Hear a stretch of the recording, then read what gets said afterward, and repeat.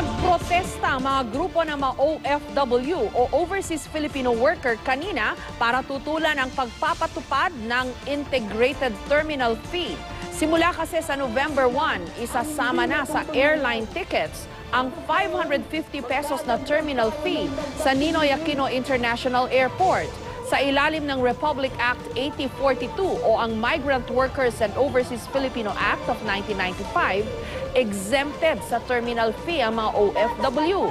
Pero dahil isasama na sa airline ticket ang terminal fee, lumalabas na magbabayad na rin nito maging ang mga OFW. Bagamat pwede raw i-refund reklamo ng mga OFW, dagdag pahirap pa ito para sa kanila. Kanina hiniling din ang mga grupo sa Pasay City Regional Trial Court na maglabas ng temporary restraining order laban sa polisiya. Siguro naman sapat na yung mga pagtrabaho namin, yung mga remittances namin dun sa naiaambag namin at ikinaangat ng bansa natin.